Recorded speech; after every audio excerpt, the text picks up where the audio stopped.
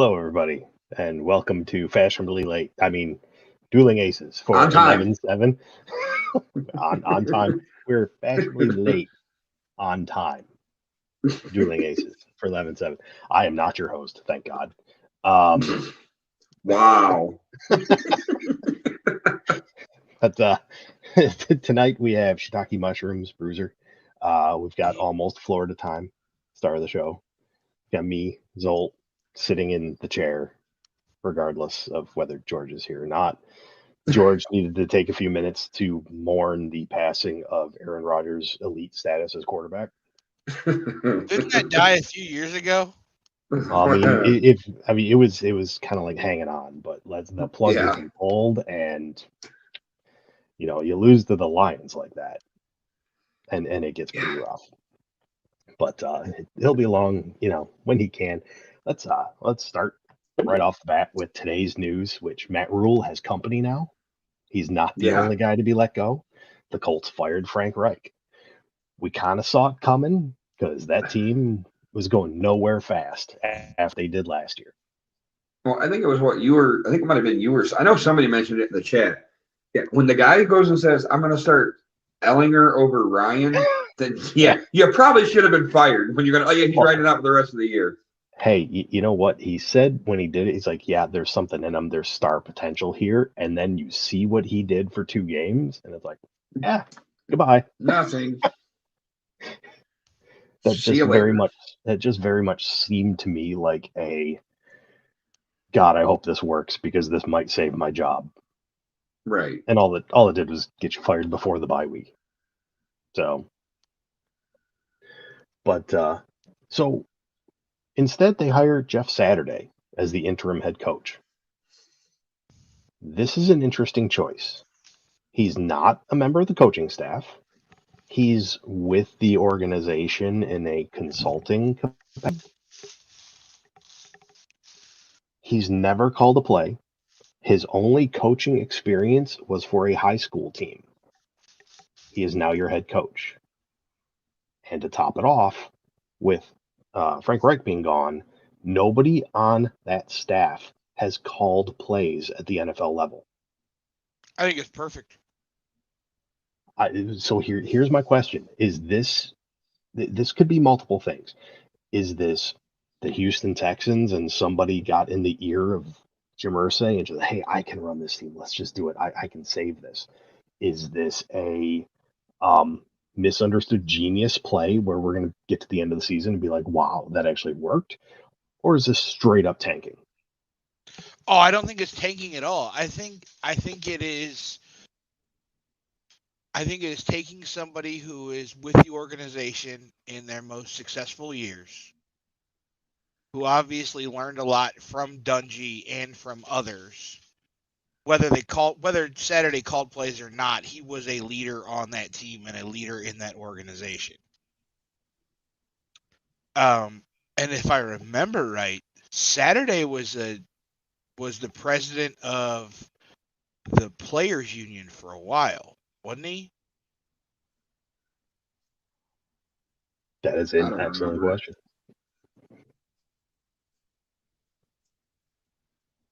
So you're going on the misunderstood genius where this could actually pan out. I don't know if it's necessarily misunderstood genius or more so just let's just try something different, because we've gone the route of the hot coordinator from either the NFL or college. We've gone the hot head coach route, and we've had mixed results with both in the last 10 to 15 years. Let's let somebody who doesn't have the jaded perspective of being a coordinator or a coach. You know what I mean? And I think because because Saturday was a player and a very successful one, and will probably end up being a Hall of Famer, I think it gives him a little bit more of respect in the locker room from the guys that are in there, they might listen to him a little bit more than they're going to listen to, Frank Reich or whoever else who has been a lifelong coach. You think this obviously this isn't a guy off the street who's never had coaching experience. Obviously, this is a guy that's been there, done that. This is almost, I hate to compare it to this, but this is almost the Colts pulling a Detroit move with Dan Campbell. This is a guy doesn't have a ton of coaching experience, but we're going to bring him in because he is going to make these players go through walls for him. I think so. I think so. I see. Listen, you can be dismissive all you want, but you have khaki pants and a dude who is an offensive genius, from Cleveland and Michigan, and can't win a goddamn game to save our lives. Fucking Cleveland. Michigan don't have that problem. Michigan also plays in the weakest conference They do. But don't let Ohio State fans hear you say that because that'll make them mad. I'll say it all day long. But no, the thing for me is I don't know how to feel. I'm kind of in the middle on this move because he, like you said, he doesn't have the coaching experience. I feel that it's a tanking move because we've all. Think about the pieces you have. You have a Jonathan Taylor, who hasn't been healthy this year. He's been hurt constantly. The last 3-4 weeks? You figure you have pieces to build around with Jonathan Taylor, Michael Pittman, and guys like that. You have Darius Leonard or Shaquille Leonard, whatever the hell name he's going by this week. You got the pieces and parts, and think about it. This would be the year to tank because this is probably this next year coming into the draft is where you're going to find probably a good 5 to 6 quarterbacks that could probably be the franchise quarterback. Don't tell Cleveland Browns fans that. Well, they wouldn't take a quarterback anyways. Realistically, like I said, this could be 2 or possibly all 3 of the scenarios I laid out. it really could be. It could be a combination of all 3. Yeah. That is true. I'll give you that. But I'm leaning more towards the let's just see what happens kind of. You called it misunderstood genius. I don't think it's misunderstood, and I don't think it's genius. I just think it's looking at something a little differently. And for as much as people, I'm going to go out on a limb and stretch this a little bit, but just follow me. As much as people wanted to shit on Billy Beane and what he did in Oakland with Moneyball, you look at how successful that Oakland team was over a long period of time with guys that everybody else had written off. They were division contenders year after year. They were playoff contenders year after year. Yeah, they may have never won a World Series or an AL championship, but they were always in the conversation and always in the hunt for a playoff spot or a division title. I'm not saying that this is on that level, but to me it seems that's the way it comes across. Is it somebody who looked at this and went, let's try this, let's see what happens. We can't do any works. Here's the question. And I don't know if anybody else has brought it because I haven't had a chance to listen to obviously any national pundits since this came through. I don't think it's going to happen, but is this a way, since Saturday is now the coach, for Peyton Manning to have something to do with whether it be a GM role, advisor, or something because of how close him and Saturday were? Maybe. Saturday was already part of the organization, though. It's not like. Well, I'm just saying, but a way to get Peyton to come and do something. You know what I'm saying? Yeah, maybe.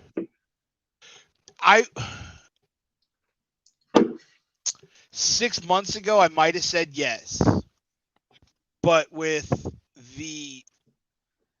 Peyton's bid to buy the Broncos with that ownership group, I would have to say no. I think there's a bridge that was burned when Peyton left and went to Denver that might might not be so easily repairable. And I don't necessarily know that that's anybody's fault. I think it's just one of those things. You know what I mean? It's just an idea.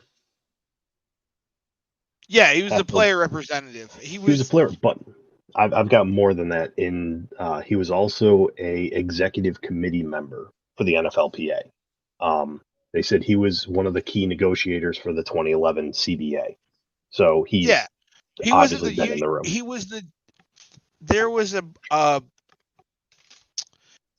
Browns lineman. Was it Treader? One of the Browns linemen for a number of years. I think it was Treader was like the Players Association like head guy.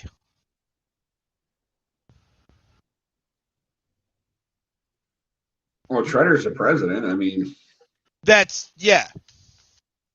And I thought Saturday was the president for a while.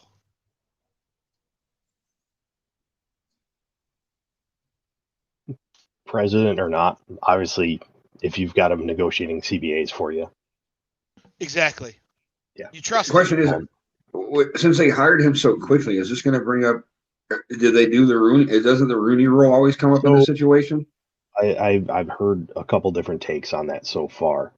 The one was because it's not somebody existing on staff, it would come into play. But I've also heard that because he's from the actual organization, that it wouldn't. So How could one be? How could it be one way and not the other, though? To real quick get back onto Because the they whole. didn't hire. So the Rooney rule wouldn't apply because he's already hired within the organization, and he's not getting hired into a new position. He's getting promoted from within. So the Rooney rule wouldn't apply. I believe the Rooney rule only applies to new hires. If it's somebody from outside. Yes. Okay. So as far as tanking goes, so right now they're sitting at 3-5-1 as the record. Where do you think that puts them on the draft order? What number? 5. Currently picking anywhere between 3 and 7. Currently picking at 14. Oh, there's that many bad teams? Holy crap! Yes. It is a very down year in the NFL. The product on the field has not been good. Yeah, there's haves and have-nots. Well, here's the thing. And think about when we did our preseason division crap. How awful are we off, like, as of right now, like halfway through the season, damn near, you know what I mean? I believe I had the Lions at like 500 right about now, and I think have 2 wins. Dude, I had the Colts winning the AFC South and making the playoffs, and Tennessee missing out. Boy, was I way the hell off. But that's why they're called prognostications, and they're fucking and yeah. We're just not Mel Kiper and don't get paid all the big bucks to be wrong every year. Well, we have Zolt Kiper, and he gets paid by his pool man. Now, to be fair, I have to pay the pool man. You need a pool update, by the way. Yeah, it's like Sean's slacking because he's in the chat and he didn't bring it up yet. Yeah, I actually cranked it up to 80. There was a bit of a chill in the air, fair so enough. Bring it up a little bit. Are you going to have? I saw a little steam back there, creeping up. So, with that nice layout that you have behind you, is there a potential to have Thanksgiving dinner at the Zolt Winter Compound and have it poolside? I mean, the potential's always there, but then you gotta like fly people in, and I don't know if he's not fronting that bill. There's nothing like Thanksgiving at home, So. Fair enough. I appreciate it, but like, I think it must be ending because it's on tape. There's one thing: Thanksgiving at home or Thanksgiving at the winter residence. Yeah, that's true. Yeah. So I bet you the Thanksgiving at the winter residence is a lot more alcohol fueled. Oh, I can neither confirm nor deny. Mojitos Fair start at enough. 10 a.m. Mrs. Zolt's But just sit. She's stuffing the turkey and getting sauced. let's go back to how bad the NFL is. Wild card teams right now are 4-5, 4-4. Oh my God! How many? Who as of right now? Who has the first pick? Houston again? It is currently Houston at 1-6-1. With Detroit right behind him. No, Detroit fell to 5 with my that By God. winning. Yes. That's not how you're supposed to tank, right? You're doing it wrong. You're going the wrong way. It's Houston, Carolina, Las Vegas, which we'll get to them. That's a dumpster fire. Pittsburgh, hey, and Detroit, and that's everybody that's 2-6 or worse. Holy crap! Pittsburgh in the top 5 for a draft. But Pittsburgh's got their QB. I like Kenny Pickett there. Yeah, and obviously that's a good spot to be in. If you have your quarterback, you have a wide receiver that looks like he could turn into something. Get your O-line. Get your, whether They'll it's your drive- future left tackle. If the Browns cut bait with oh God, not Chubb and not Johnson. Hunt. I keep wanting to say Hill. And I'm It's like, all no, right. he's in Kansas City. But if they cut bait with Hunt at the end of the season, I could see Pittsburgh snapping him up real quick. Because I think there's going to be more than a few teams interested if he gets. Absolutely, but the thing that helped Ben develop was in Zolt hates equally.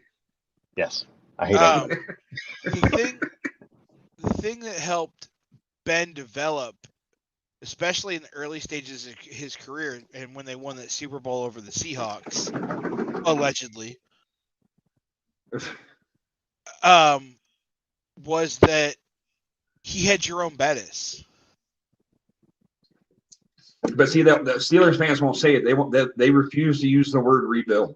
I see, and I'm not a Steelers fan, but I won't say rebuild either because Pittsburgh, Mike Tomlin, the Rooneys, for as long as they have been there, even dating back to the Cowher days, they get rid of problems. They get rid of cancers. They get rid of troublemakers, no matter how detrimental to the team it will be.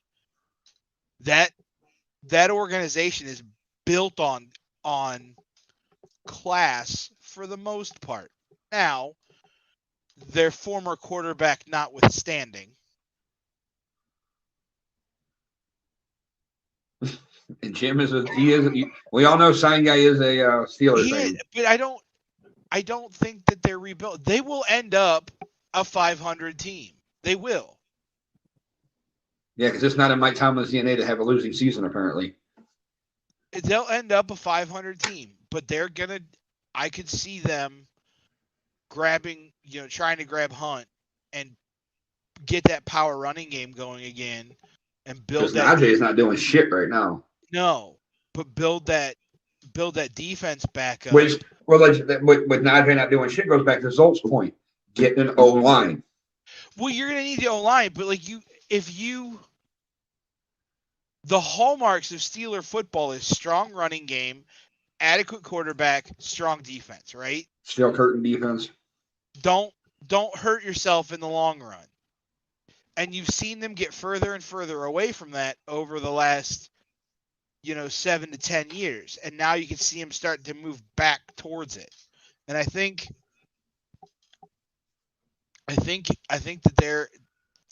that they might be in the top 5 now, but they're not going to end up there with a draft pick. They'll end up as a 500 team.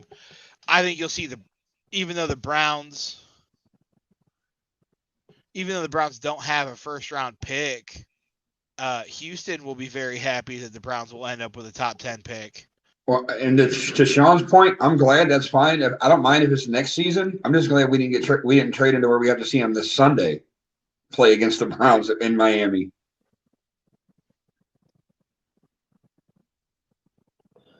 Yeah. Yeah, Jim, that defense it needs some work.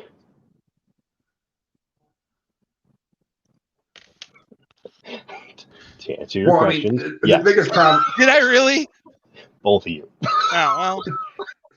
bad habits are hard to break. Anyway, But don't forget too. Watt's been out for how many weeks, and he is the stronghold of that defense, and the defense goes by how he is. Isn't he done for the year? No, he's going to come back. I think he actually comes back this week or next, if I'm not mistaken. He's in the process of coming back really quick. Like he's in the verge. I know it's coming soon. Well, who the Browns play this weekend? Miami, They play Miami and then they play Houston, right? Buffalo. So we have 2 more weeks before Watson comes back. He can actually start practicing next week. Yeah, but his suspension's not. December 4th is when he can play first. This is his first game. It's December 4th. That's the Houston game. Yeah, which we have. It's Miami, Buffalo on the road, and then home for Tampa and Tom Brady before Houston. It's a brutal 3-game stretch. Not really. Look at how Tampa Bay's playing. But ever since Brady got divorced, he's been undefeated. May not play great, but he finds a way to win.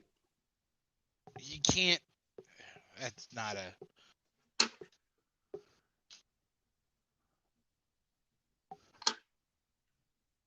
somebody's just trying to get kicked out of chat. That's all it is.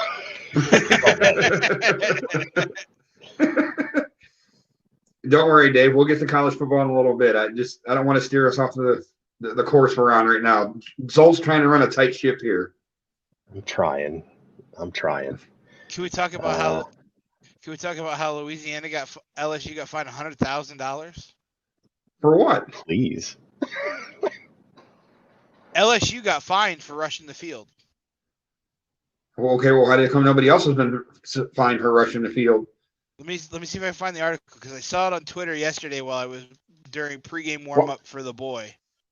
I know there was something I saw that either a video that surfaced that there was an Alabama coach or somebody within the Alabama coaching staff had to be escorted back to the locker room by security because I don't know if it was because of fans or whatever were being a little too rude to him. Okay, I was wrong about the fine. Yeah, I was wrong about the fine amount. Yes, SEC has announced that LSU will face another fine after fans stormed the field on Saturday, November 5th. The incident happened following the LSU Tigers' victory over Alabama in overtime. According to the SEC, LSU will face a fine of $250,000. The university faced a similar fine after fans took to the field following the Ole Miss game on Saturday, October 22nd. So this is a repeat offender fine. So wait, hold on. So Tennessee doesn't get fined for taking the goalpost down and throwing them in the river? I thought Tennessee got fined. They may have. I might have missed it, but I just never heard anything for. I never knew they get fined for rushing the field. I was gonna say they rushed the field for the second game in a row. There's a week in between.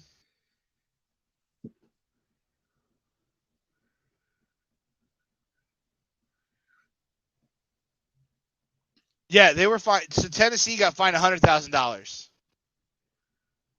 after the fans stormed the field in the Alabama game. Does Zolt freeze up? I want to screenshot that face. That's like a good game face.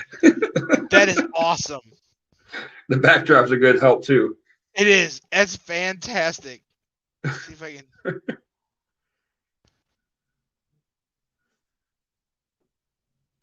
That is a dude. Oh no! Blue screened. All right. So since David brought it up, let's go ahead and talk about the old college football playoffs here. Hey, George isn't here, and Zolt's not here. We can actually talk about racing for a minute before they. Nobody wants to hear it. That's the thing. Only ones that care are us. I don't give a shit if they don't want to hear it. I have somebody I can actually talk about racing with, who understands. I mean, there was some shit that happened this weekend, other than the champions being. You know, the bad thing about it is I didn't watch one single lap of any race, and I should have just because it was the last one. But I guess I watched the truck race Friday night, and that was honestly the best race of the weekend. That was the best race of the weekend. The Xfinity race was good, but those Xfinity cars and the Cup cars, man, you get dirty air and you can't pass. You cannot pass. Is Phoenix really the track you want it to end at, though? It just seems like No. Phoenixes are always boring races. There hasn't been a good Phoenix race since 1989. Well, it seems like ever since they reconfigured the track and repaved it, and then they redid it, and because then they changed the start finish lines like more or less where 1 and 2 used to be, like in the middle. So 1 and 2 now used to be 3 and 4. That's what I thought. And 3 and 4 used to be 1 and 2. And the flag stand was on the backstretch. Right. What is the backstretch now was where the flag stand was. I think if you're going to have the last race of the year, why not rotate it every year? Make it more interesting. It was supposed to be. Like, it was supposed to do that. But I thought Miami was a good spot for it. That always produced some good racing. I'm under the old school that I wish they would start at a plate track and end it, like start at Daytona, end at Daytona. I don't want a plate track deciding a champion. How many times has one of our guys been out front leading the Daytona 500 and get booted with a lap to go? And then that's how you get Michael McDowell. Now, well, my thing is why not do like I would love to see a Bristol. I understand it's colder this time of year in those Especially places. But I tell you, the place where I would end it at is Charlotte. That could work.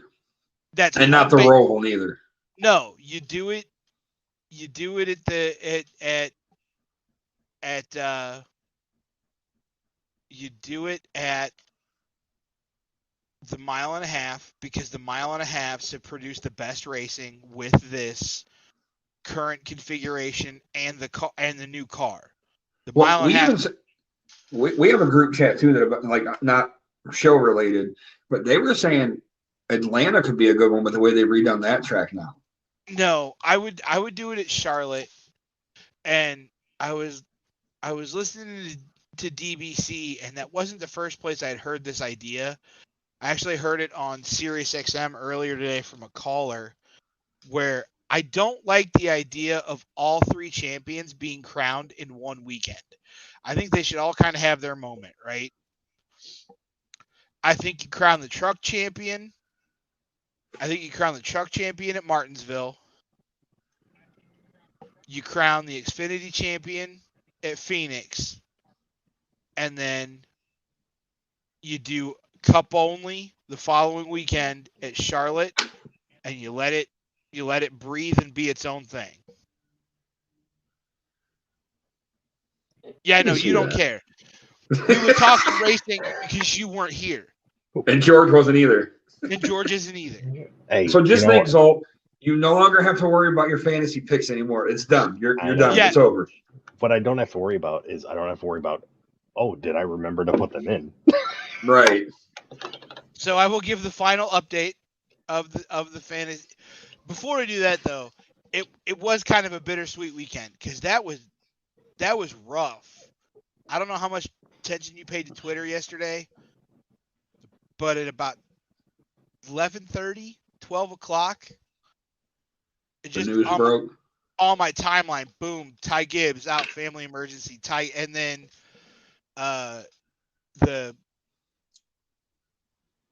the group chat I'm in for some buddies that I do online racing with, one of them is friends with a couple of the SHR pit crew guys, and he was like, Ty Gibbs' dad died. Which is bittersweet considering, like you said, took pictures with his dad the night before with the trophy on the front stretch, and then hours later his dad's passed. That's literally the last picture his dad ever took. Was that picture with Ty and his mom in the trophy on the back stretch of Phoenix. What are they saying exactly happened? Because he was 50. That's way too young. Just probably a He's heart attack 49. or He something. wasn't even 50. He's 49. Oh, okay. Which is weird because his brother JD died at 49 too. But didn't JD have some health issues though? Cancer. That's what He I had thought. cancer. But I believe the current thought is a heart attack in his sleep. Some people were saying that there had been like some sort of motorcycle accident. I don't know. Really, I got they're leaving the races. Yeah, I don't know. But They said he. do, I mean, I do know that the main thing that they're saying right now is a heart attack. It's funny because I was on Twitter and I'm seeing people talk about how we need to have some humanity and decency for the kid because he just lost his dad, and I'm all for it. I hope that kid grieves and gets through it and he comes out stronger for it, but it does not absolve his behavior on the track at all. No. And we were in the racing chat and the news broke that Coy died, and somebody goes, "What happened?" And without thinking at all, I just typed Soulstone. Traded his dad for a championship. And all of the Marvel fanboys in there went, "Oh!" And then someone went, "I thought the same exact thing."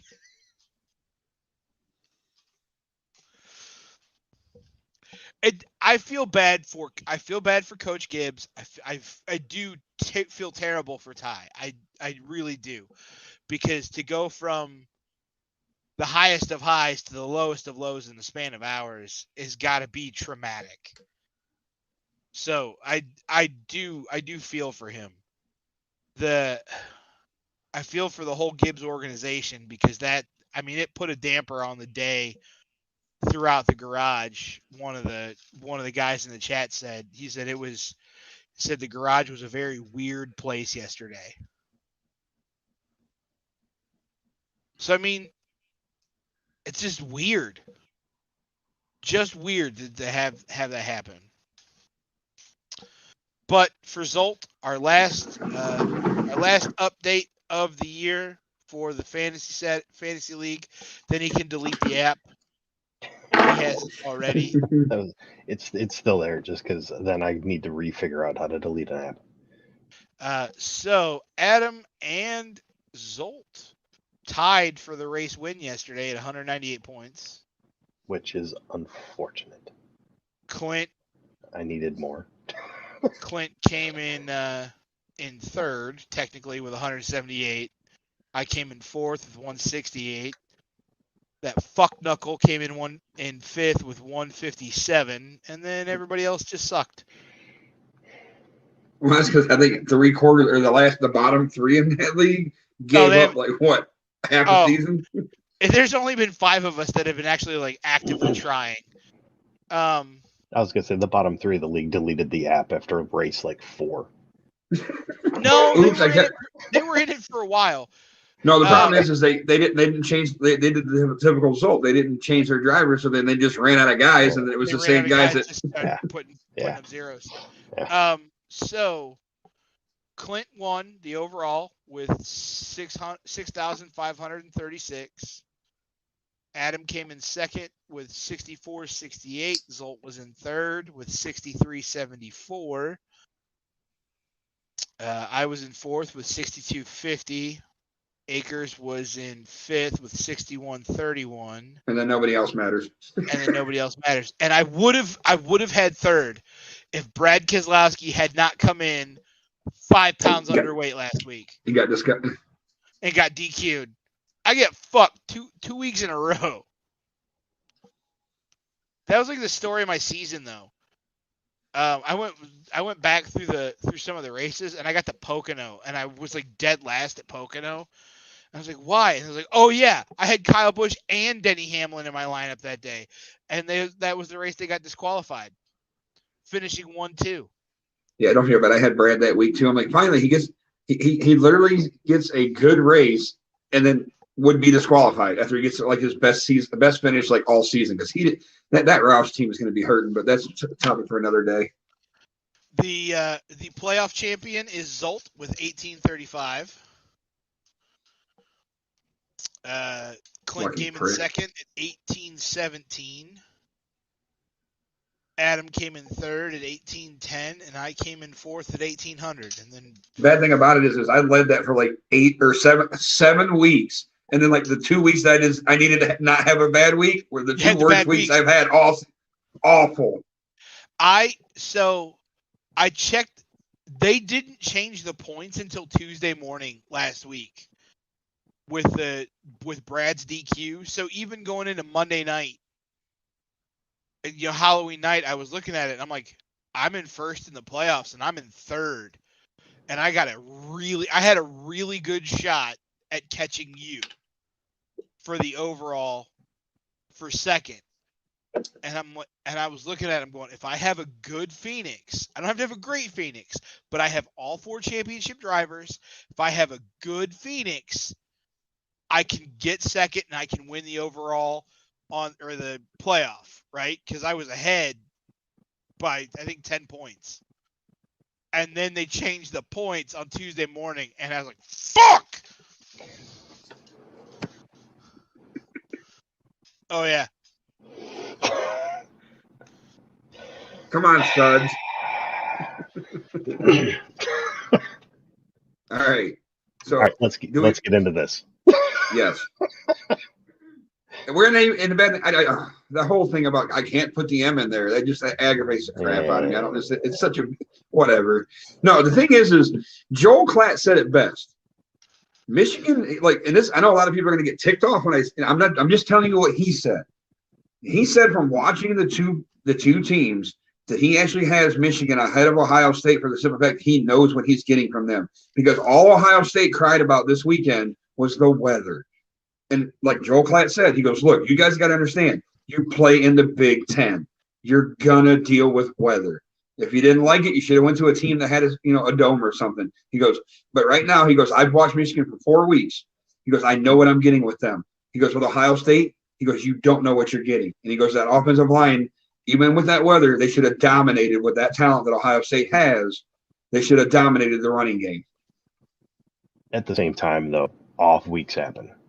Right, and that's guaranteed. Off weeks happen, and they didn't let it bite them in the butt like it could have. Right. Especially going in at halftime. Then again, at the same time, who are we to talk about halftime? Because halftime this week did not look so hot. No, and I think that's funny because I have a friend there. There's a guy that's on Facebook. He knows who he is. They're doing this whole thing about, okay, the teams that Ohio State and Michigan have played together, doing the scoreboard stuff. He puts the halftime score up there. I'm like, really, bro? Why don't you wait to the end of the game when it's 52-17 before you want to start running your mouth? Like, seriously. So, see, there's like, our first 150-mile-an-hour wins. Looking at AP top 25. So, top 4 is obviously what you need. Georgia, Ohio State, Michigan, TCU. I'm going to say this. This is exactly what I was thinking last week when we didn't have a show. Because everybody was talking. It's like Michigan. What is Michigan? What was Michigan? 5, 6? 5. Yeah, 5. They were 5th because Alabama was 6th, I think, because they lost. Exact same thing I'm going to say now is what I was thinking then, which is I don't care. I don't care if we're in or out. I don't care right now. Because you know what? Michigan and Ohio State play each other. That's going to make the difference. Right. You win that game, you're in. You lose that game, you are Rose Bowl bound more than likely. You're praying to somebody. But I don't care if I'm 2. I don't care if I'm 3. I really don't. We could be 5 or 6 right now, and I don't care. That's the game. But this is that kind of year with literally the 4 teams that are undefeated are the top 4. That's the only 4 teams you have left. So eventually, like this week, TCU could lose because they play at Texas. So that could be, Texas could do us a favor and beat them. I don't see Georgia losing at this point. I mean, the way They look strong again. That's fine. And then, like you said, Ohio State, Michigan, and one of them is going to cancel the other one out because somebody's got to win that game. So, I mean, it's still early, and this could probably be the year you may only have maybe one or two teams that are undefeated going into the playoffs. See, I want to believe that, Dave. I want to believe so bad that like if Ohio State and Michigan have a very close game like they did versus back in the day, was 1-2, like a field goal game, and then they go in and blow out whoever they play in the championship game, that maybe you should put two Big Ten teams in, but I just don't see it happening because the biggest thing they keep bringing up is Ohio State, Michigan being in the same division. If they were in separate divisions, it'd be a different story, I guess. I don't know. It's just, you want the four best teams, Ohio State, Michigan are two of them. I'm going to say something I've said before, and I'm going to get blasted for it, and I should get blasted for it. I'm going to say it anyway. These are the situations where having that game be your last game screws you over. Yeah. You want this game early in the year. And I understand it is the whole reason that we play the rest of the season is to get to this game. I totally get that. I'm just saying, if you are looking at making it into the playoff and getting the Big Ten with multiple teams in there, this is the game you want early in the season because you can lose it and make it up. Yeah, you always want to lose early if you're going to lose. Scheduling for that game might be part of the problem, but the bigger problem the Big Ten runs into of not getting in multiple teams is the fact that your conference overall has 2 to 3 strong teams, and that is it. Yep. In the top 15 right now, there are 1, 2, 3, 4, 5 SEC teams. There are 1, 2 Big Ten, 2, 3, 4 Pac-12 teams. There are 3 Big Ten teams, with Penn State being 14th. Which we both beat, so. Well, also keep in mind USC and UCLA will be in the fold. Question is this the time when they come in that we need to get rid of divisions and just do top 2 teams, best 2 teams in the division play for the championship, or best 2 teams in the conference play for the championship? But you modeled yourself after the SEC when you split the Big Ten into divisions and you played this round robin kind of where you're skipping teams every other year and whatnot. Until the Big Ten catches up talent-wise with the SEC. And that's not to say that there aren't talented players in the Big Ten, because there are several. The problem that the Big Ten runs into is that they do recruit nationally, but if you look at a lot of the kids on, say, Ohio State, they're from Cleveland, Columbus, Western Ohio, parts of Indiana. They're local. You look at Michigan, kind of the same thing.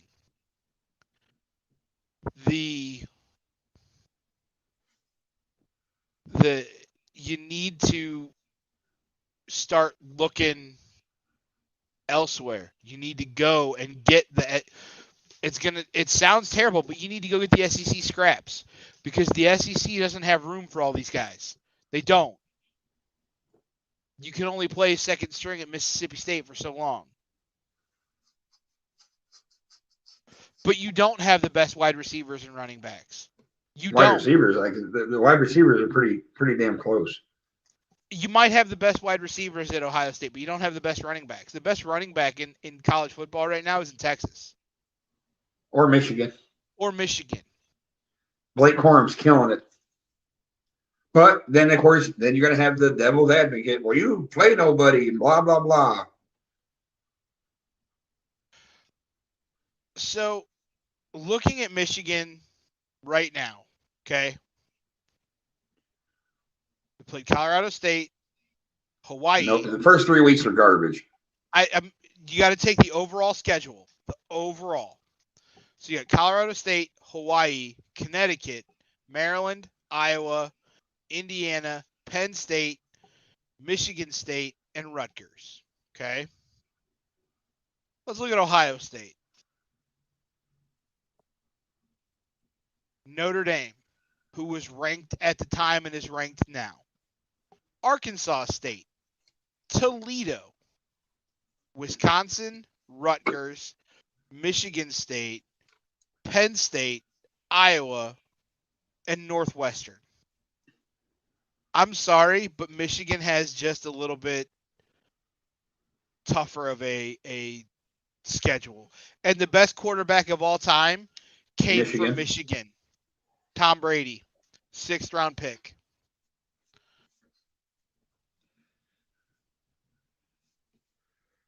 I mean, Ohio State's still waiting for a quarterback to do something in the NFL, which right now feels, like I said beforehand, is starting to get. It's taking time, but he's getting to look like he's an NFL quarterback. We'll get there. we'll get to that. Hang on. But I mean, and this is kind of one of those years, like with how everything's so up and down with the records and stuff, like on both sides of football, like how bad everything is in the NFL, now college. Like this almost feels like this should have been the year they started this new 12 or 16, whatever playoff they're doing. 12 team, but if you start your 12, so if the season were to end today, right, and all of the rankings were final, your top the first 2 teams get a bye, right? First 2 teams would be Georgia and Ohio State, and they would get a bye. But here are your 12 teams that would be in. I never said they couldn't produce elite talent, David. I just said the SEC has more.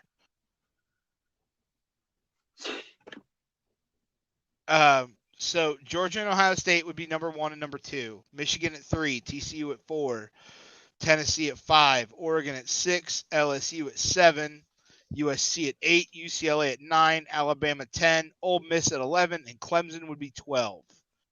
Dang, Clemson still sneaks in. Well, let me. If I'm assuming in this scenario, we're just doing what I would consider to be basic seeding, right? So 3 would play 12. Yeah. So I was getting into that. Okay, go for it. So Georgia and Ohio State would have the bye. Michigan and Clemson. Michigan would play Clemson. TCU would play Ole Miss. Tennessee would play Alabama again. Oregon would play UCLA, and LSU would play USC. I mean, we might actually get Nick Saban to have that aneurysm. He was pretty close against LSU the other night. Listen, when he was yelling at the special teams unit on during the Tennessee game, and the camera caught him swearing at the kids and kicking the dirt, it was fantastic. Like you said, we've got our separate group chat. Can you picture if Tennessee starts walking away with that game? That could be the halftime retirement. Nick Saban just says, "I'm out." Yeah, I'm done. I'm out. So y'all finish it. That's the AP top 25. That's how the AP has them ranked. Yeah, the major rank, the main one comes out tomorrow night, and that's obviously the college football playoff rankings. Well, they've already had one ranking. Which the first one never means anything anyways. And let's be fair, considering this past weekend, that's going to change. Yeah.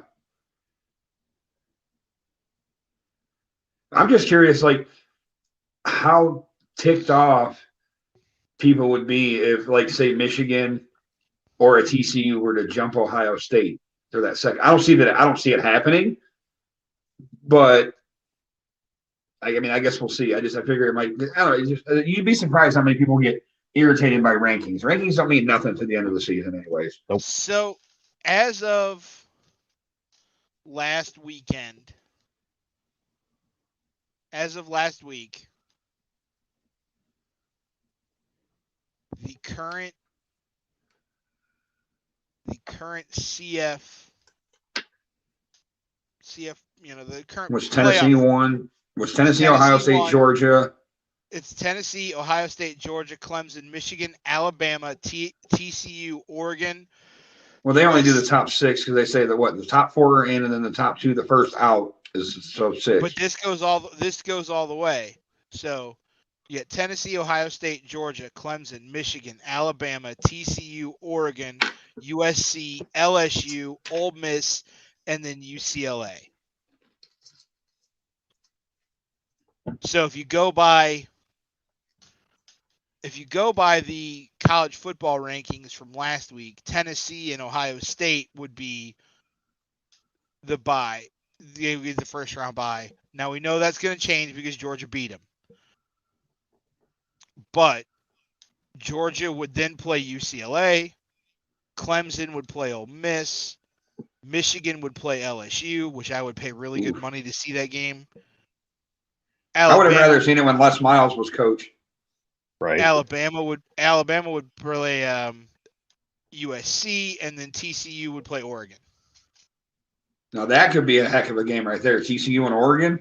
Yes. Honestly, though, whether we were going off of the current AP or last week's college football playoff, how many of those matchups do you look at that matchup and go, "Oh, I want to see this"? Almost all of them. Yeah. The only one that I really would not want to see, but would watch just to see the train wreck that would ensue, would be Ole Miss and anybody else. Yeah. Yeah. I don't know. I can't wait for it. I mean, this is going to be interesting to see how the first one's going to go. And don't forget, too, granted, next year, Ohio State, Michigan, I know Ohio State has Notre Dame, I think, in South Bend next year. Next year's schedule is a little weak again on our end. Now, the following year, Bruiser. I'll be there. Texas. You're going to go to that game? Let's take Michigan at Texas. Let's take a road trip. I thought about it. I really did. Let's take a road trip. The only thing that I ask is that you defend me. Whoa. That's asking a lot, brother. I'm not purposely seeking out fights or trying to rile anybody up. They just tend to follow you. But if I'm wearing a Texas shirt, just be like, hey, he's all right. I know, because I know we have Texas that year and then Oklahoma the next year.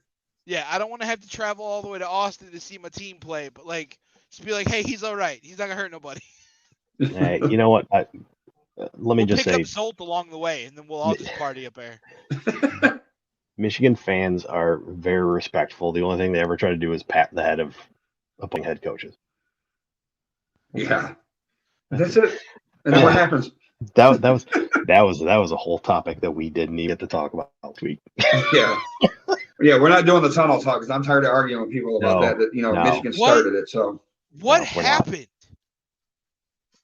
I've only seen the aftermath video or the mid-fight video. What happened? Nobody knows because there's not enough evidence to prove that anything, just other than what you see. There's nothing that shows it escalate from one thing to another. Yeah. So what it's going to come out of, we'll see. They said at the end of this week we should know whether they're actually going to press charges or not against some of the players.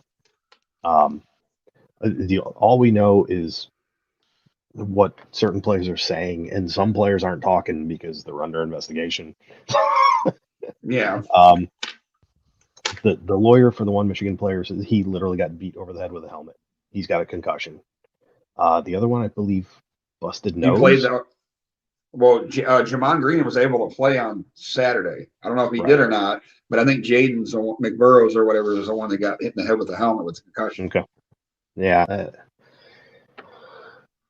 Again, we're not going to get into that because we could literally end the show on that. I have a feeling.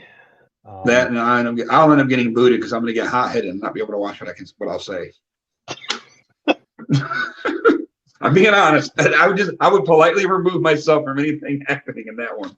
Well, here's what I don't understand is that you have this very narrow tunnel. Yeah. And from the sound of it, it was almost like the marching band for Michigan was right there at the mouth of the tunnel playing the fight song in the ear of the Michigan State players. Like it echoes through that. It echoes through that tunnel. Yes, it certainly does, and it is made to do that. I get it. I'm well aware. But you see the Michigan State players come down the tunnel. And then you see a crowd. And then the crowd gets bigger. And then there's some commotion. And then here comes the Michigan players. Well, the thing is, so Michigan, for the most part, was still on the field celebrating. Yes, there were Paul Bunyan.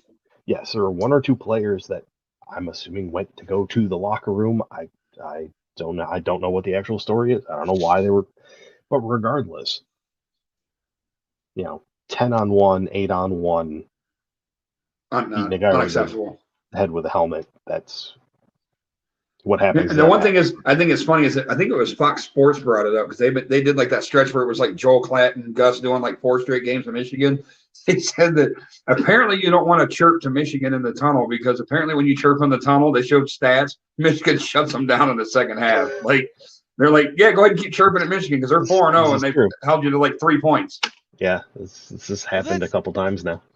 That's some hood stuff right there. 8-on-1. It was rough. All right, everybody on your best behavior. Gentlemen. What do you got going on in the background? The hamster that runs his That's Bryce. That's Bryce. Okay. You named your hamster Bryce? Isn't that a little weird that you named your hamster after your son? No, I'm saying that's Bryce stirring up chocolate milk. So Bryce is in the hamster wheel running your internet. Got it. Sorry, I don't have the studio soundproofed yet. Don't you feel like that's something you should get on there, buddy? Yeah, I was just gonna hit the injury report because it's a good timing, and there's a few. Is this the hey here who's left report? We're almost there. Let me get into what came across this afternoon.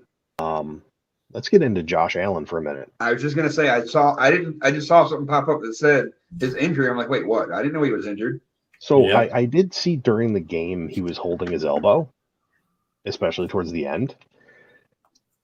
I do not like this quote that we got. They're not really giving us a ton of information. But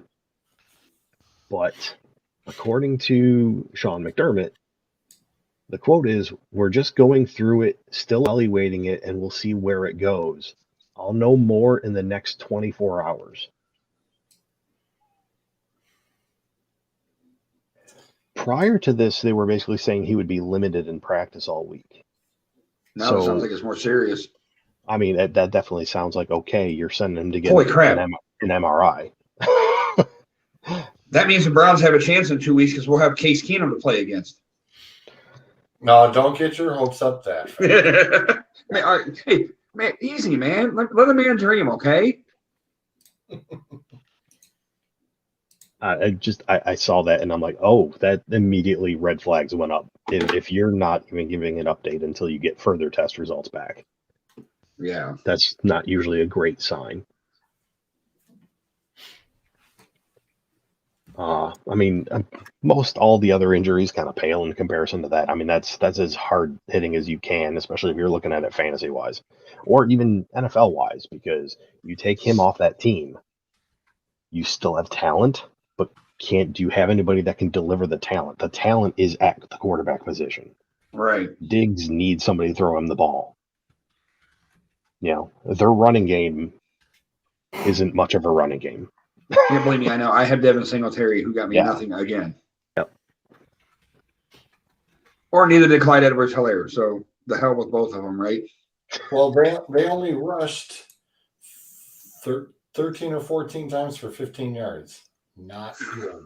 Andy Reid was definitely going to be slinging the ball with the Chiefs. Which I'm okay with because I got Kelsey and Mahomes in other leagues. So I'm okay with that. But I lost again in Zolf's league. I don't want to talk about it. I know, we talked about it last night. I don't want to talk about it. You Cam running literally back, just. kicking my butt. I was gonna say you just reminded me. I need to check something. Uh-oh. Sorry, George. Oh, it's still close. Oh, this is gonna be really close. Oh, I your see. game? CG right now, you're projected to win. So we are within. Projections are as good as. Oh, I know. We're 18 points apart right now. And this is in Georgia scoring. We are 18 points apart. Oh, wow. I've got DuVernay and Taysom Hill going, and he's got Olave and Tucker. Ooh. Yeah. Yeah.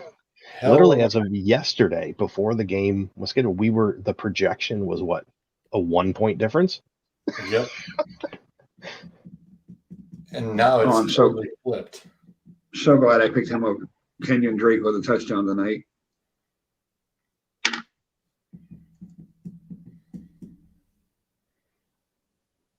All right. I'll put that away. I don't want to be staring at Injury that. report. I mean, so- it was Josh Allen. I mean, is there anybody else we actually care about?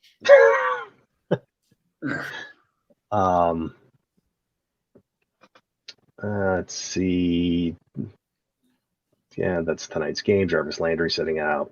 Rashad Bateman went on the IR. That happened during the week. Andrew's not playing. Nope. That's why I've got Hill in, who so far has got me a goose egg. Chuba Hubbard was limited in practice today. They got a Thursday game. Against Atlanta. Ugh. True. Hey, you know what? Somebody's got to win that division. This is true. Although it's probably going to be Tampa Bay now. Yeah, because they're right back up there tied. Right? They have the Seahawks next, so I don't know. And the Falcons get the Panthers, so. I have a headline for Green Bay. Christian Watson did not suffer a concussion on Sunday. He just can't read a route tree. Good God.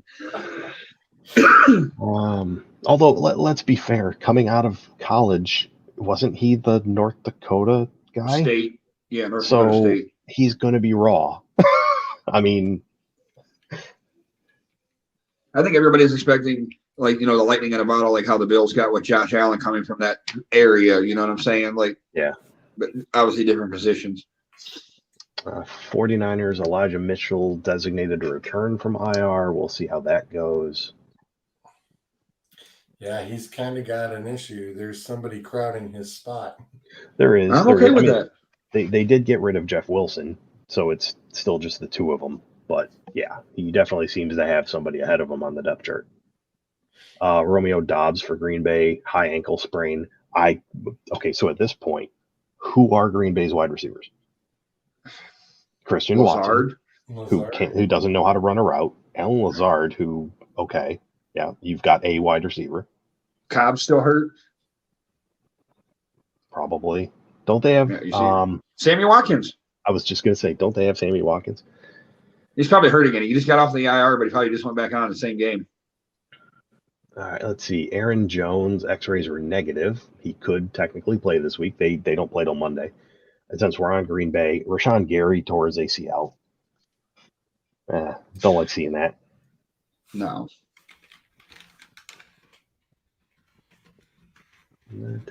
Kid turned out to be a hell of a ball player too, didn't he? Yep. Yeah, it was actually kind of a light week for the injury report. It's just it wasn't like 2 weeks ago when we had like an hour worth of injury report. Yeah, it was the first hour was the injury report, and then we got into the picks. So, before we really get into the picks, which we will have to motor through them, I just want to bring up the fact that the Raiders have tied an NFL record. And Doug, I hope you're watching. Blown leads? Yes. They have blown a 17-point or more lead 3 times this season. That is the Ouch. record. So we will see if they can do it at least one more Oh, time. they'll do it. Every So I was gonna say, it is early. who's the team they tied for that record? I have no idea. Okay, just checking. I didn't know. I figured you might have had it there. I was just curious. No. I'm assuming. Well, it couldn't be the Lions. We don't usually have 17-point leads.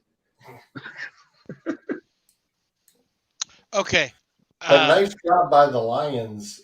Indeed. Whoop it. Hold on. Because I just saw this, and this really pissed me off. The Yahoo headline for the hiring of Jeff Saturday is simply this: a white man with no experience just got an NFL head coaching job. Who wrote that? Yahoo.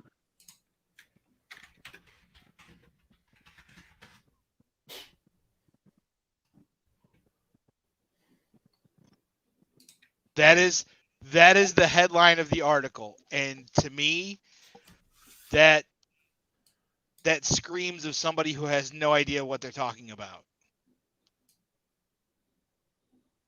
Well, we kind of figured it would come up.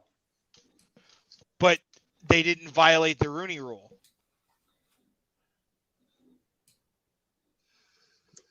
Well, like we discussed earlier, I don't think everybody knows the exact. I mean, like what they've said, how it works. Send me that link. Can you please send me that link? In a moment.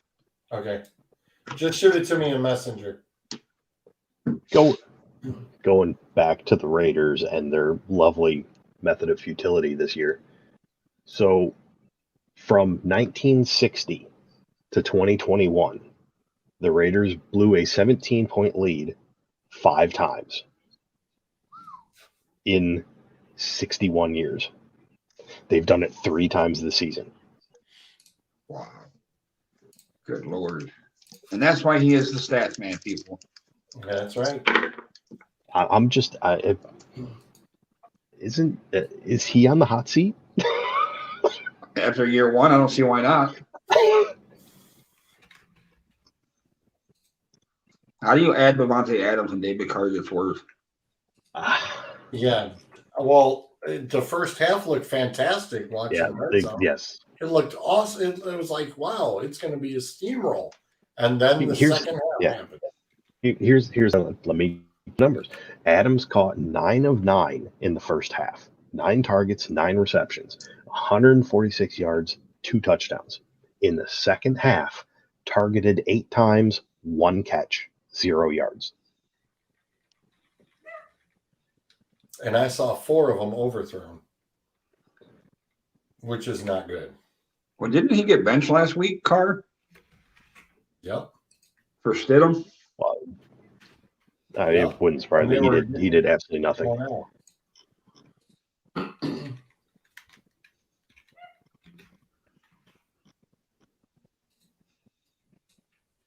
All right, picks. We need to do picks. We need to do picks fast. And say, I think I only had 2 wrong this week. You had more than that. We were all 9, 7, and 8. Then what did I get wrong? You got, I'm sorry, you do have 2 wrong. You got 9. Well, technically 10 with the Chiefs win. Woo-hoo. Okay, I'm good. Update that. Got to update everybody with the Chiefs win. 9, 10, 8, 8, 10. And then everybody took the Ravens on this one. So Zoltan Adam tied with 10. Doug got 9. Me and Clint with 8. Bruiser with 7. Everybody's really close there this week.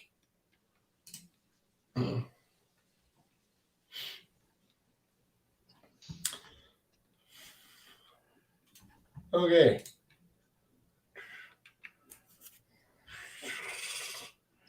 All right. Yeah, I was gonna say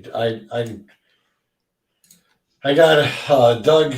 I think Doug and Clint. I think they both had shot me picks. I'll have to turn around and do that off air. Bruiser just sent me his too. All right, let's blast these. Thursday night sleeper.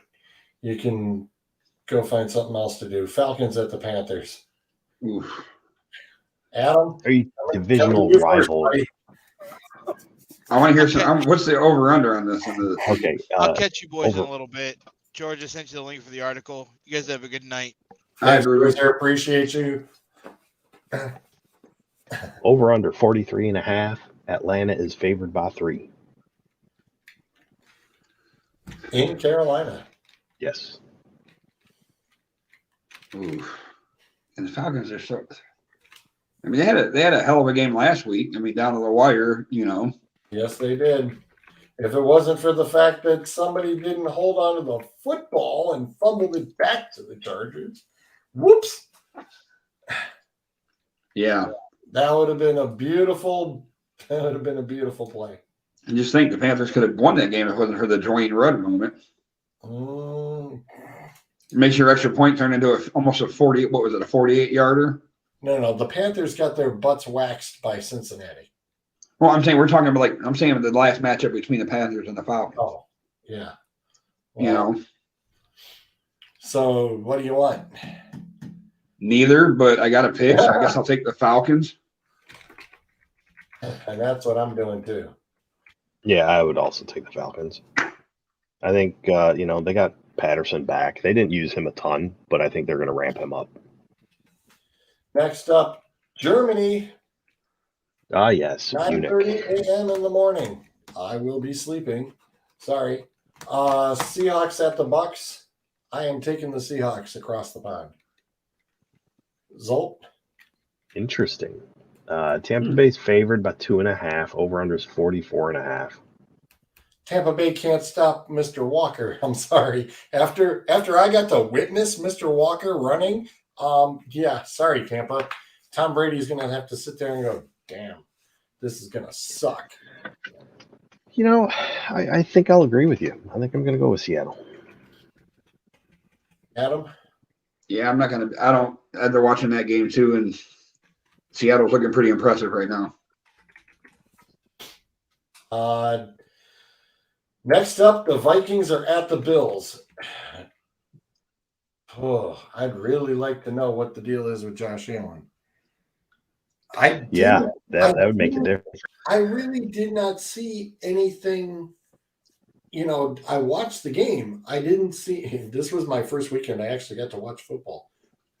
Mind blown. I know. I didn't see anything wrong. I don't know if he got injured, where exactly it happened. I don't know. I couldn't tell you where it happened either. I do know I distinctly remember seeing him after a couple throws. He's literally sitting there rubbing that elbow like something doesn't feel right. They have mentioned whatever that ligament is, the ulnar. Like Tommy John surgery kind of thing. Yeah, I would not. God, let's not throw that out there. Ooh, yeah, right. Let's not speak that into existence. Yeah. You will see Buffalo fans go absolutely bonkers. I mean, as far as right now, though, I'm showing an over under of 46. Bills by 6.5. Yeah, I'm taking the Bills for the simple fact that the Vikings struggle with the Commanders on the road. Yep, agreed. Yeah, and they shouldn't have. I'm talking that's with no Chase Young at that. Yeah, I know that was the big surprise. I will say this. I'll also go Buffalo. I'm gonna go off of the fact that I think Allen plays. I think possibly one of the more disappointing things was his completion percentage on Sunday was like 52. It was not good. He was very well off. If Allen plays, though, I don't see Buffalo losing 2 games in a row. Well, even if Allen doesn't play, it is Case Keenum. Case Keenum is a very serviceable backup, and Short term, yeah. Anything against him. Not whatsoever. Case can definitely hold the fort down for a week if he had to, easily. I'm not doubting that man's talent by a long shot. That's a very solid backup. I mean, it's better than TT. All right, next up, Lions at the Bears. okay, Detroit, look, you had your fun, but if Justin Fields is coming into the fruition, what I kind of heard a little rumor that got buzzed 3 weeks ago that somebody from the pros made a phone call down to the college level and they had a little powwow for 3 hours on the phone, and all of a sudden Justin Fields looks like he can play football. I am taking the Bears to wax that rear end in Detroit. I completely agree with you. I think they've opened it up. They've kind of let Fields kind of make determination on his own. If he wants to take off, take off. Well, like I said, a phone call was made. I caught something, and they made a little phone call down to Columbus and went, "Hey, what are we missing?" And wow, lo and behold, it looked like it's some weird improvision hybrid offense all of a sudden, and it's like, And as bad as our defense is, when it's against a mobile quarterback, it is so much worse. Yeah. Yeah, it's not going to be Aaron Rodgers 2.0. Sorry. No, I very much could be starting Justin Fields again on my fantasy team this week. Adam? Not the Lions.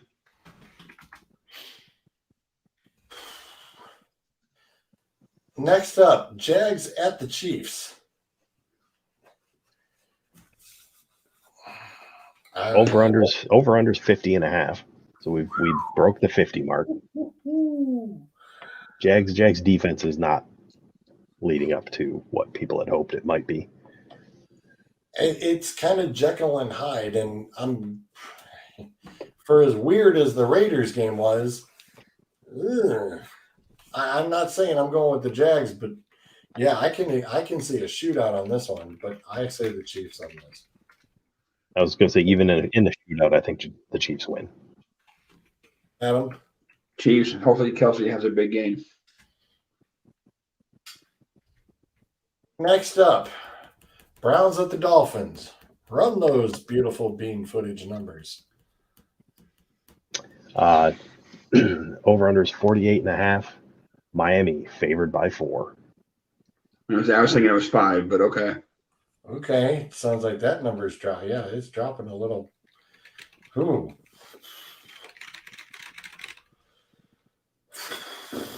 Zolt, what do you want? Give me the fish.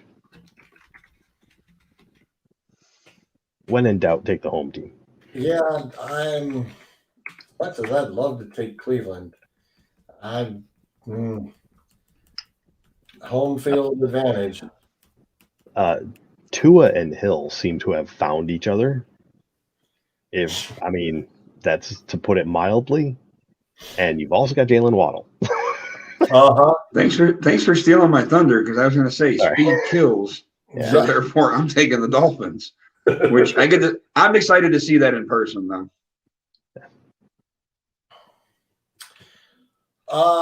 Next up, somebody is not happy. Next up, the Texans are at the Giants, and I think the Giants are seriously ticked off after their loss with the Eagles. So, yeah, I'm taking the Giants in a hot-tempered, we ain't taking no for an answer. Who are they playing? The Texans. Oh, God, yeah. I already know Zoltz. I don't even have to ask Zolt. Yeah, you don't have to ask. I was going to say, no, it ain't G, gonna man. be this is an over-under below 40, by the way. That's a 39.5. Whoa. Okay. Well, it could be just like the next game. Could take a nap during this one. Thank God it won't be on our TV sets. The Saints are at the Steelers. Oh, God. Yeah, that over-under is 41.5. Prison inmate game of the week coming at you. I was just going to say, I think we know what one's our winner for tomorrow night. Give me the Saints, because this is one of those games that if the Steelers want to make it to 500, they need to win this. They're not going to win it. So. Yeah, I'm with you. I'm going the Saints too. I'll take the Saints, and I'm taking the Saints, and I hope that Kamara has a Mixon-esque type day.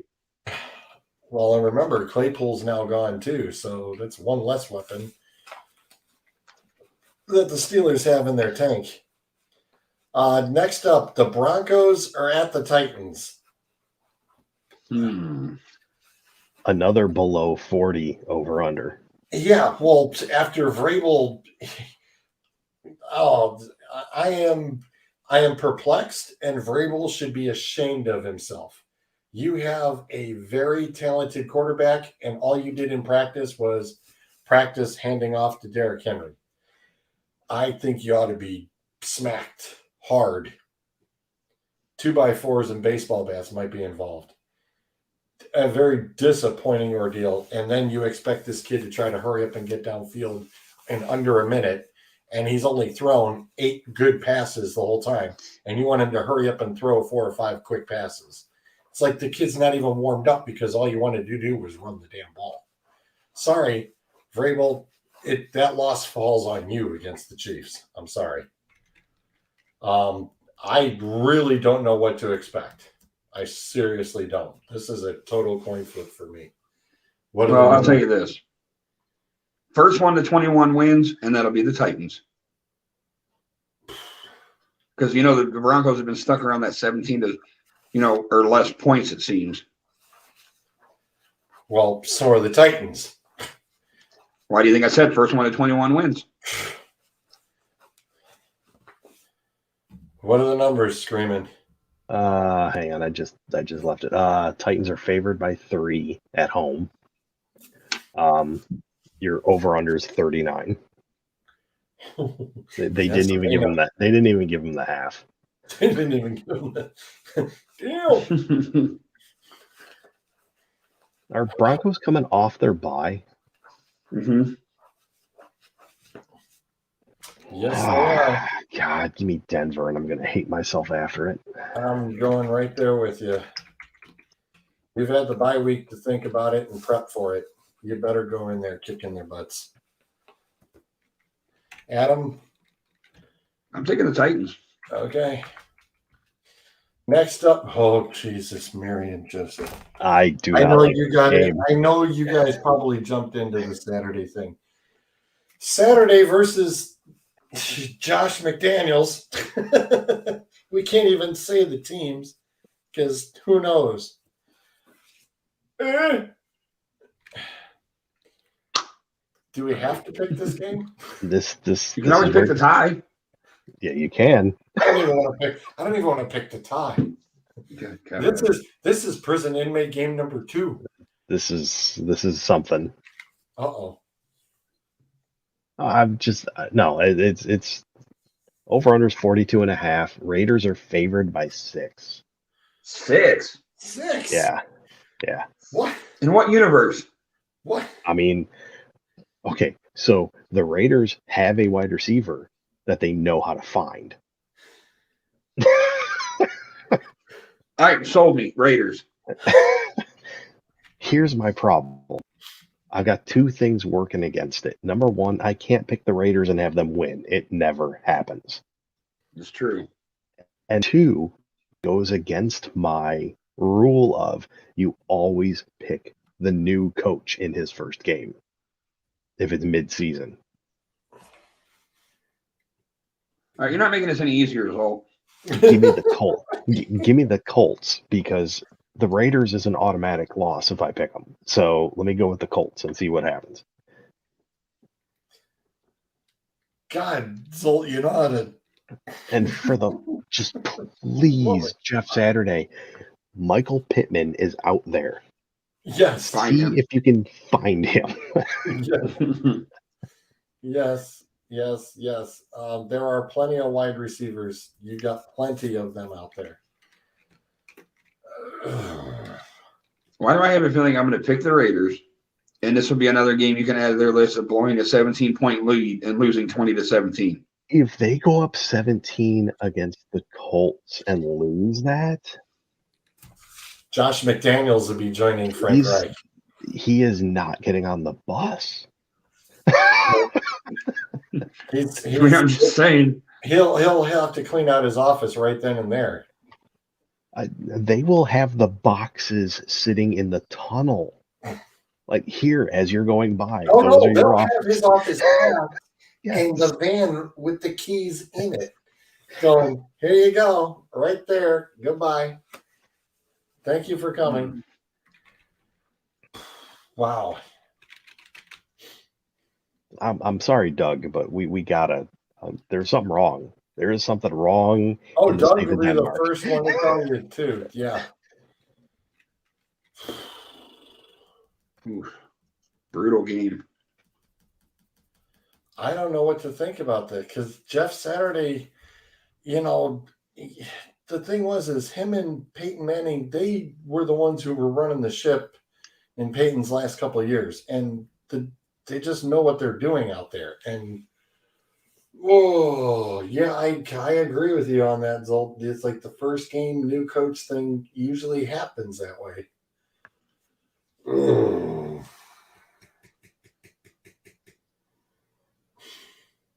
But could he really put it together in 4 days? I mean, Stranger it's things have Jeff, happened. I mean, it is Jeff Saturday. There, nobody's it's Jeff gonna. Saturday. Apparently, he Yeah, can do anything. I was gonna say that man.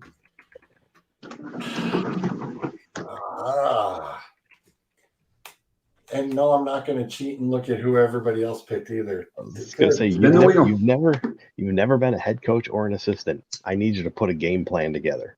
Let's go. And I bet you he does. Bet you he does a great job in doing it too. Oh, Tucker. All right, Ugh. you talked me into it. I'll go with the Colts. Don't be crying about it next week when you get the L because you listen to the Zolt. He told you. All right, you gonna No, take no. the Raiders? You know, the reason I'll never pick the Colts, if Zolt says so, Survivor. I'm taking the Raiders. Week 1 Survivor. Colts are a lock. Let's go. Next up, Cowboys at the Packers. Oh, I've seen enough of how the Packers are playing. Yeah. Next. Okay, hang on. Is this an Aaron Rodgers revenge game? Aaron super Rodgers pissed. needs to find somebody. Aaron Rodgers aimed at helmets. I saw Aaron Rodgers aim at helmets. Sammy Watkins will be here for at least a series. 3 times. I watched him hit 3 people in the head. 3. I was laughing. I almost fell out of this chair. I was laughing so hard. But you will have Sammy Watkins for at least a series before he gets hurt. I'm glad I wasn't drinking anything. You, that is so wrong. That was not right. That was wrong. Cowboys are favored by 5.5 on the road, and over under is 42.5. How can it's like who would have ever thought that? But it's just yes, the Packers are that bad. They're awful. Well, I mean, and this is it. They if they want to have an outside shot making the playoffs, they have to win. They are at must win for like the next 3 or 4 games. They have to win the next 5. I looked at who the top 7 would be. They are nowhere near. They would need the next 5 and a lot of help. And it doesn't look good.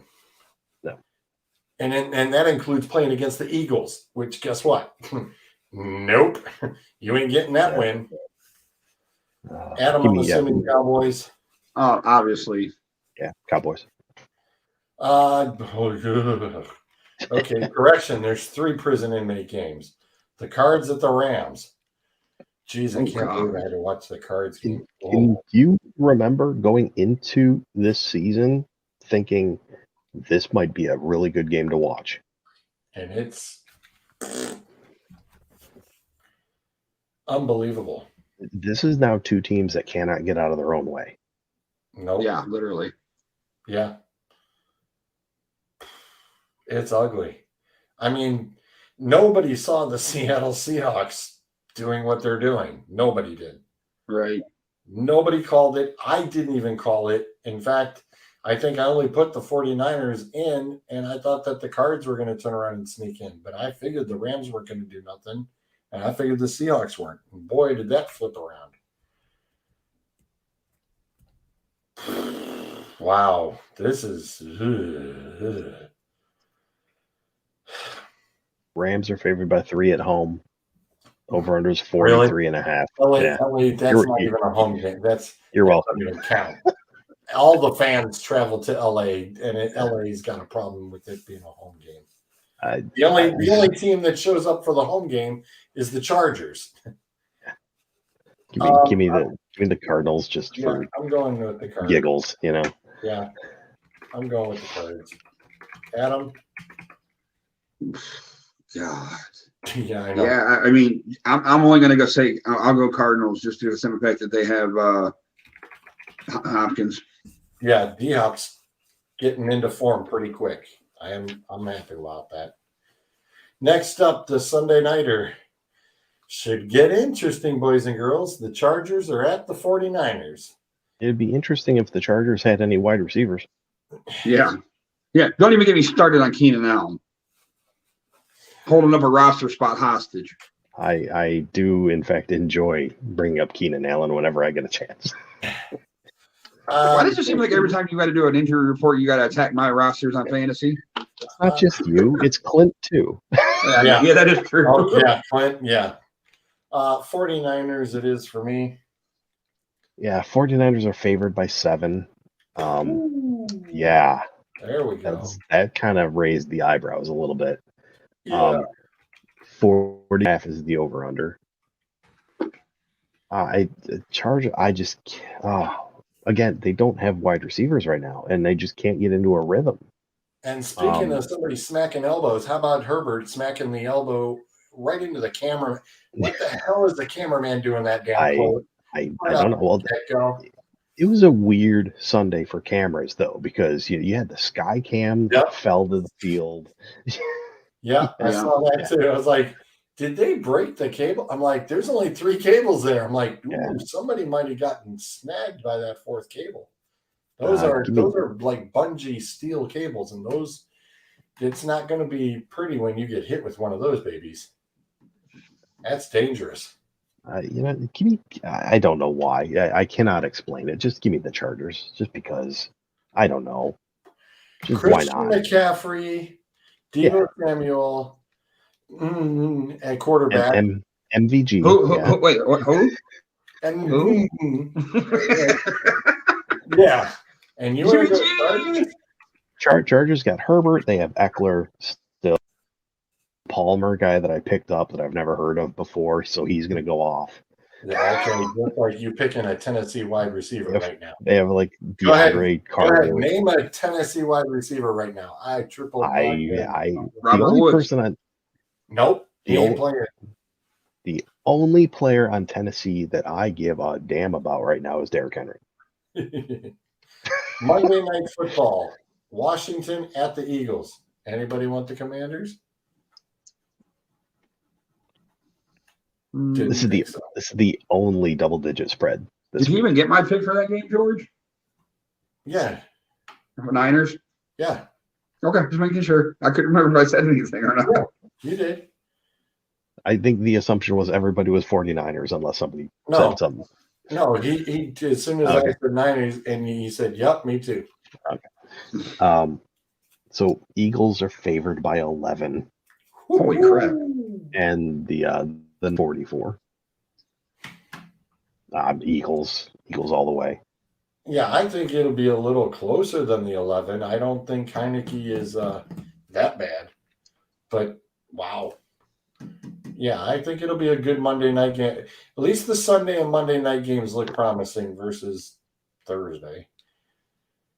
And a lot of the 1 o'clock. They need to move a lot more games into that 4 o'clock spot because if we only had 2 games yesterday, I was like, come on, man, give me a break. I mean, that was even rough watching Red Zone.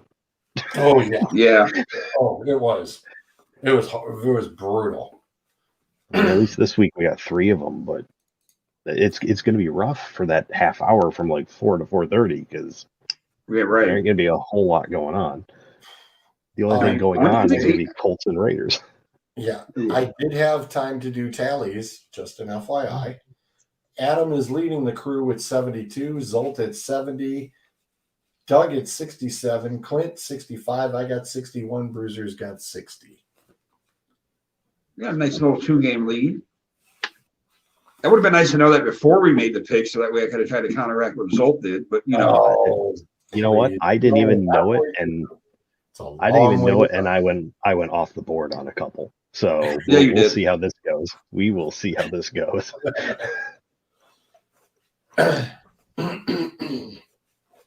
So yeah, all right. Those are locked and loaded. I was going to say Eagles coming off of their second bye week because they just played the Texans.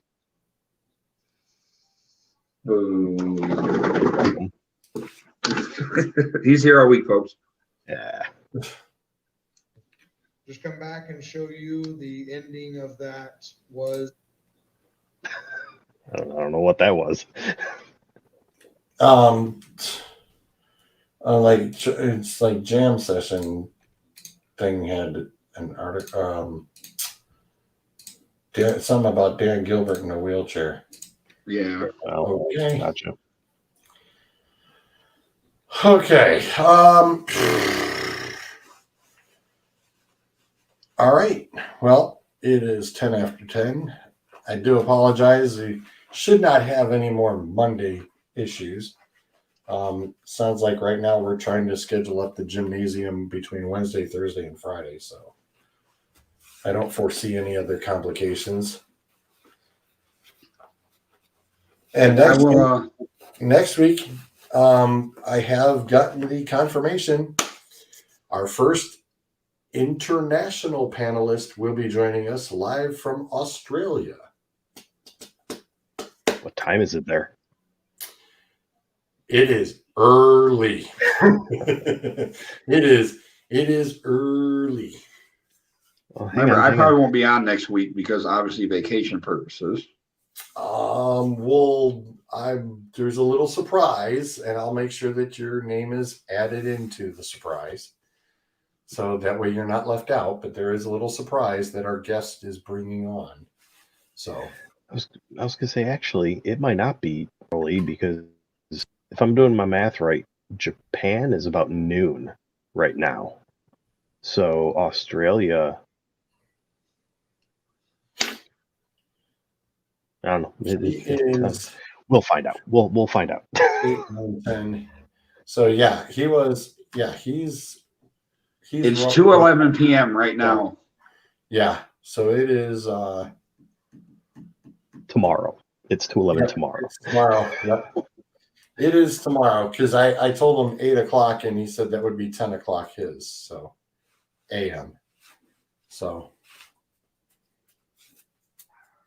but yes, so that'll be a lot of fun. I did turn around and I double checked with him this afternoon to see what his schedule looked like. And he said, yep. He said next week would be fantastic. It'll totally work out great. So, and he is a big NBA and NFL fan. And in fact, I told Doug, I said, guess what? You got company. He's a Raiders fan. Ooh, poor guy. So, yep. Can't wait to introduce our very first international panelist. It'll be a lot of fun. Can't wait. And I make sure I take a lot of pictures from sunny Florida for all you guys. Expression, right? Are you going to take a picture of the scoreboard at the end of the game? If you'd like me to, I will do so. Depends. It depends. It may be a the Browns won, or something like those lines. It might be the caption with it. Right. All righty. Well, Zolt, thanks for kicking off and holding down the fort. And Adam, you got it. Thank you very much. Appreciate it. Like I said, this was very unexpected and last minute. So we will catch you all on the flip side. We'll see you next week. Thank you to Adam and Bruiser for taking over when my laptop gave me the blue screen of death. Well, yeah. Since another BSOD. Oh, man. Clint's getting that too. It was a great segue for the NASCAR start. As soon as he saw that you weren't here and George wasn't here, it was NASCAR time. All right, boys, I will see you. That's Enjoy fine. Miami, sir. Yeah, have fun. Appreciate it, guys. Catch y'all later.